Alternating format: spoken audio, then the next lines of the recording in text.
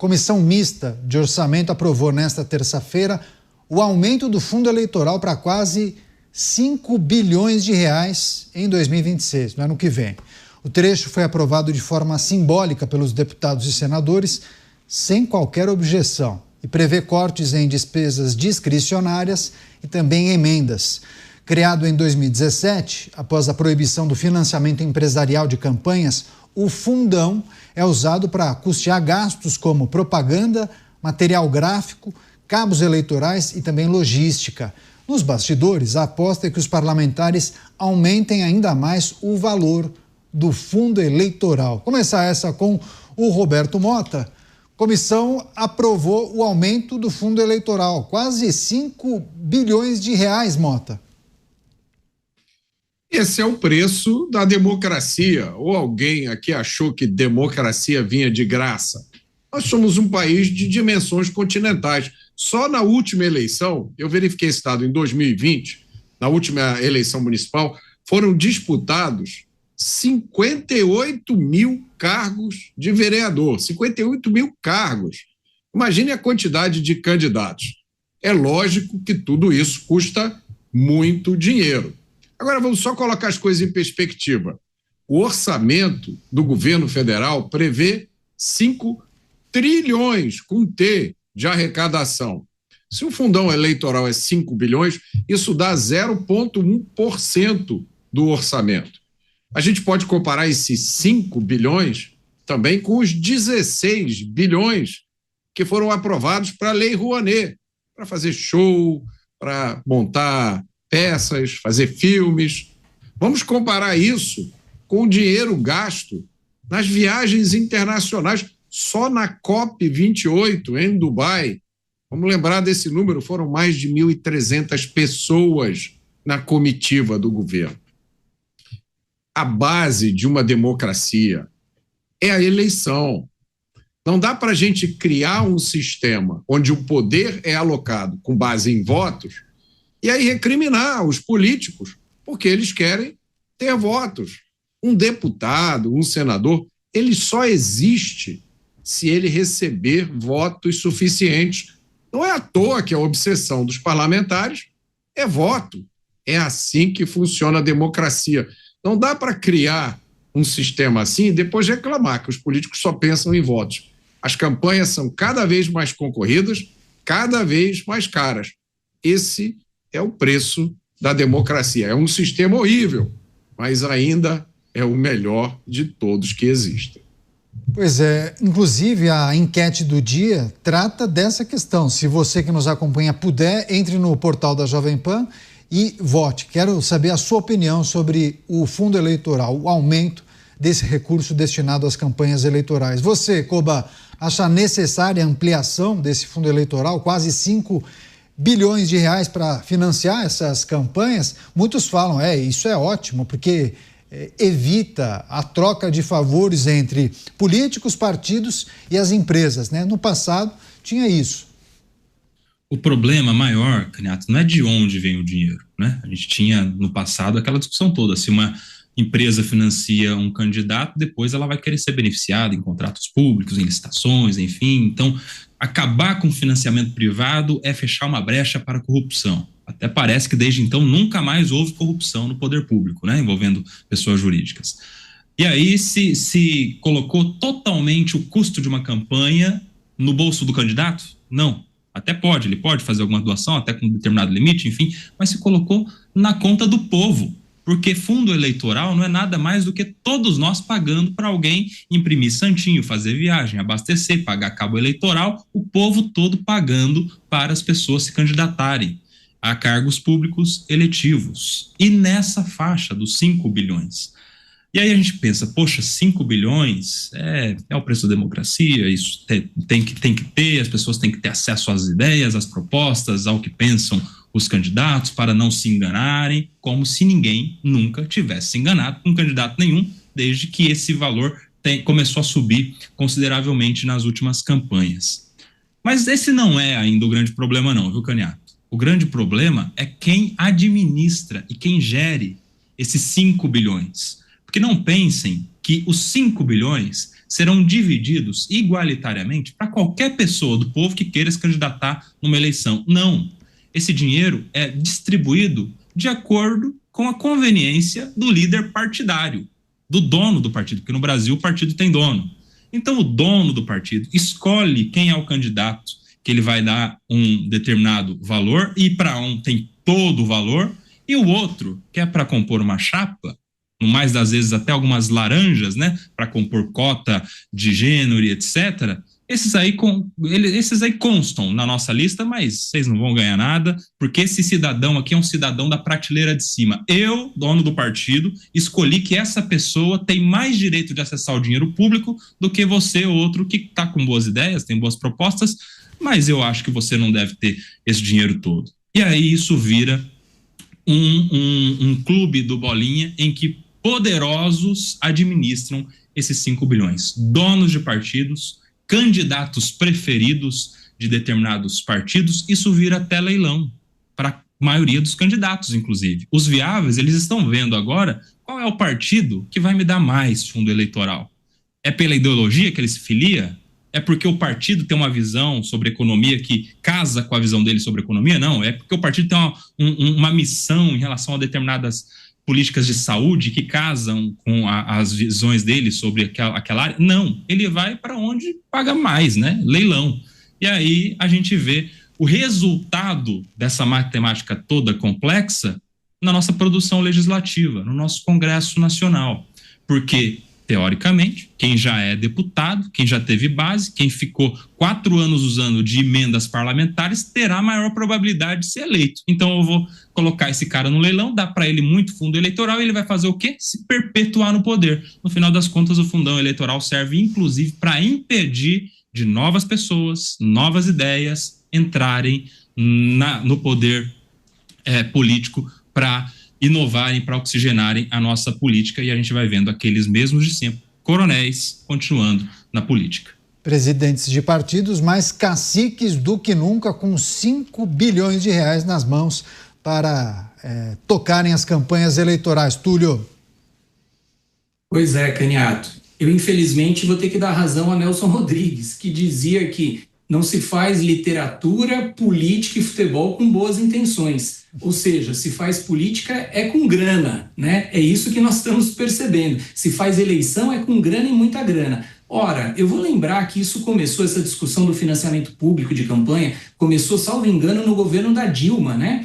E foi muito debatido, e o motivo era exatamente esse, de evitar o financiamento privado, caixa 2 de campanha. Então, se todos os candidatos tiverem financiamento público, eles não precisarão recorrer aí à iniciativa privada. Mas alguém acredita que não há financiamento privado junto com financiamento público? Será que isso foi capaz de eliminar a corrupção no país? Não me parece óbvio que isso tenha acontecido. Então, o que de fato acontece é uma sangria de recurso público para financiar a campanha desses candidatos. E aí vem os números, né? Ora, os números, 5 bilhões. 5 bilhões é pouco se comparado ao orçamento anual, né? O Mota fez uma boa reflexão em relação a isso. Parece que sim, mas se a gente olhar nos detalhes mesmo, né, e diz que o diabo mora nos detalhes, né, 5 bilhões, o que representa 5 bilhões? 5 bilhões, por exemplo, representa um corte necessário que o governo federal deve fazer para alcançar a meta fiscal, segundo o Tribunal de Contas da União. Exatamente 5 bilhões o governo precisa hoje cortar.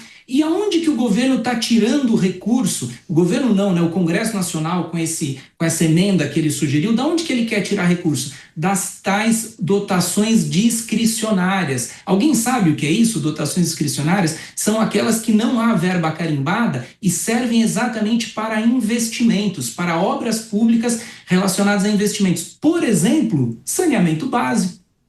O que não daria para fazer de saneamento básico com 5 bilhões de reais? Então é um dinheiro muito importante. Não acho que deveria servir para fundo partidário ou para fundo eleitoral, Caniato. É um valor absurdo. Pois é, várias mensagens aqui, muitas críticas da nossa audiência em relação ao aumento do fundo eleitoral. Agradecer muito a mensagem do Williams Deusdete, o Osmar Mazo, lembrando inclusive um jargão de um jornalista. Isso é uma vergonha. Você, Mota, se não fosse o financiamento com dinheiro público, Você acha melhor a modelagem do financiamento por meio de empresas ou até a doação via pessoa física, hein, Mota? Tem algum modelo que você entende que seria mais adequado para a nossa realidade? Não, Caniato, eu não conheço nenhum modelo de financiamento político, de campanha de partido que seja perfeito, que seja imune a críticas, né? Os Estados Unidos têm um modelo completamente livre e muita gente critica, muita gente acha que o modelo completamente livre permite abuso de poder econômico. Eu acho que é uma coisa óbvia. Se não existe nenhuma regra, aqueles que conseguem mais dinheiro vão ter uma vantagem sobre os que não conseguem. Eu não conheço nenhum modelo que não tenha defeitos. O modelo, eu acho que o maior defeito do nosso modelo atual é o fato de que ele usa dinheiro público. Acho que esse é um grande defeito. O Koba apontou um outro defeito também, que qualquer um que já participou de uma campanha política descobre. Olha, depois que você consegue a graça de ser admitido em um partido, primeiro, você tem que conseguir isso. Depois, você tem que conseguir que a sua candidatura seja aprovada. Olha, se prepare, não é moleza, não. Aí, por último, tem a questão do dinheiro da campanha. Se você não tiver algum relacionamento especial ou não for filho de alguém, você vai receber 2 balas e um pirulito e lamba os beiços. Essa é a regra. Agora, eu não consigo imaginar que essa regra, no esquema de financiamento como a gente tem aqui, seja muito diferente em nenhum lugar, né? Se você coloca o poder que a legislação brasileira coloca em cima dos dirigentes partidários, é óbvio que os dirigentes vão privilegiar aquelas pessoas que eles querem.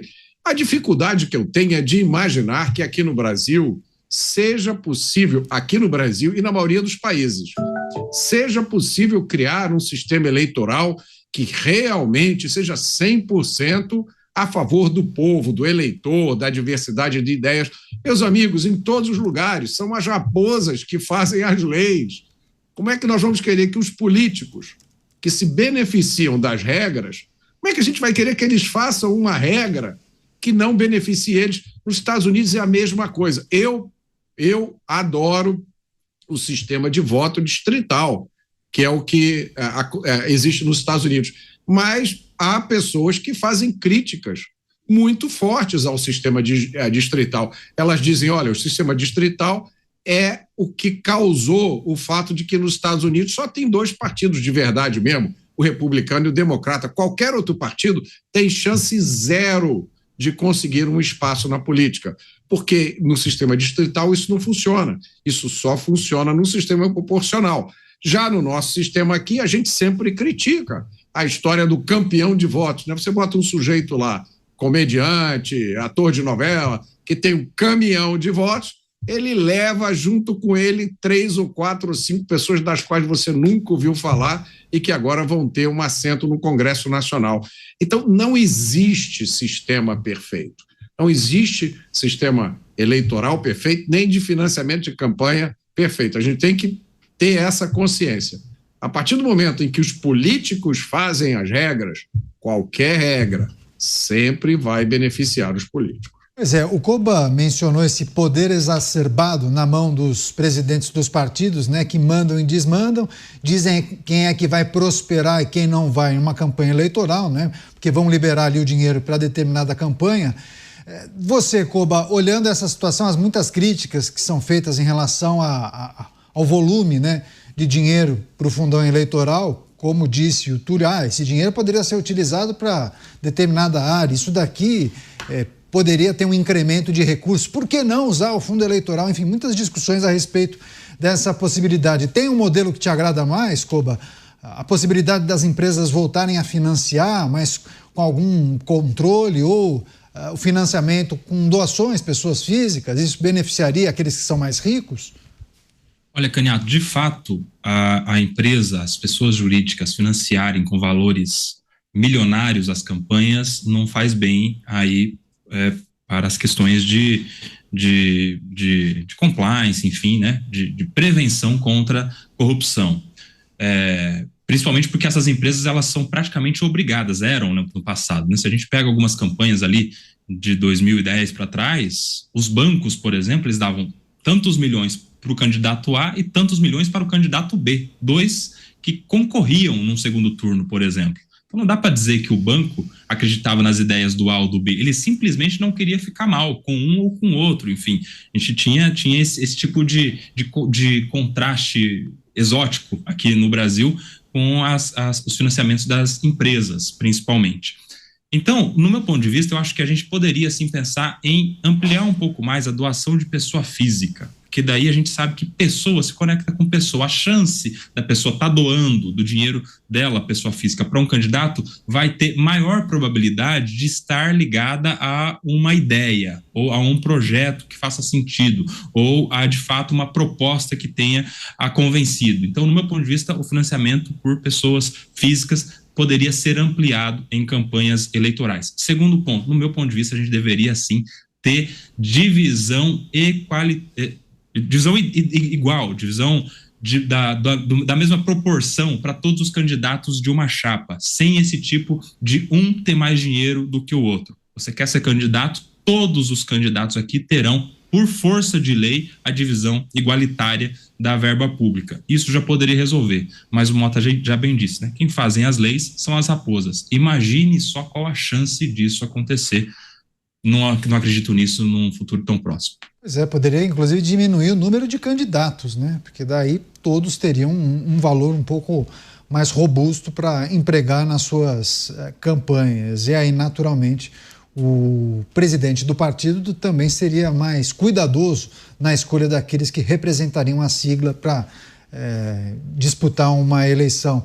Quer fechar, Túlio, um último apontamento em relação a essas reflexões, ao modelo ou para ajudar nesse debate? Chegaremos em um momento em que essas questões serão colocadas em discussão? Parece que há um entendimento que o fundão, neste momento, atende às necessidades dos partidos. Mas atende à necessidade do cidadão brasileiro, Túlio?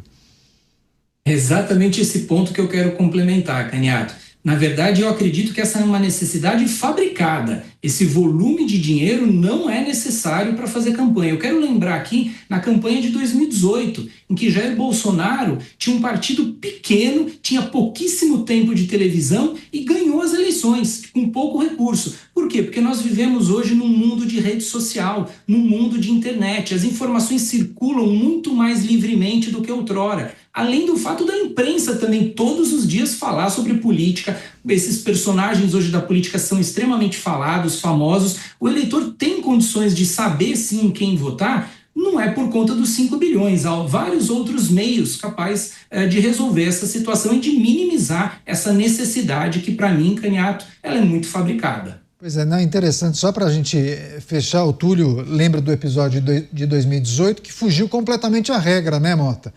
A campanha de Jair Bolsonaro, se a gente analisar friamente, foi uma campanha relativamente simples, né? Ele se apoiou na campanha digital, algo que ele já fazia, inclusive na pré-campanha, né? Convivia muito bem no ambiente digital e deu muito certo em 2018. Curiosamente, o PSL já gigante em 22, ele não teve a mesma performance que em 18 por N razões, mas é preciso considerar que seria possível sim diminuir o valor do fundo eleitoral e que os candidatos apostassem mais no ambiente digital. É algo a se pensar, né, Mota? Claro, seria possível reduzir o fundo a zero. Eu penso assim, cada um que se vire. Você quer fazer campanha política? Tem algum dinheiro guardado? Use o seu dinheiro. Não tem? Passa o chapéu, peça às pessoas aí uma graninha e coloque o seu dinheiro. Se você mesmo não acredita em você para colocar o seu dinheiro na sua campanha, como é que você vai querer que os outros acreditem? Mas isso não vai acontecer, Caniato. Uma outra razão muito importante pela qual isso não vai acontecer é que existe uma enorme indústria nesse país que funciona em torno das eleições. A cada 2 anos é uma fortuna de dinheiro que é gasto para contratar marqueteiro, contratar fotógrafo, contratar o advogado que tem que ser contratado de acordo com a tabela da OAB mínima. É um monte de gente que sobrevive com as campanhas eleitorais de 2 em 2 anos. Então, eu acho muito difícil você conseguir passar por cima desses interesses todos. Mas que seria ideal, seria. Pois é, as produtoras de vídeo também, elas faturam muito nessa época. Digo isso porque eu já trabalhei há uns 20 anos em uma campanha eleitoral em uma produtora de vídeo.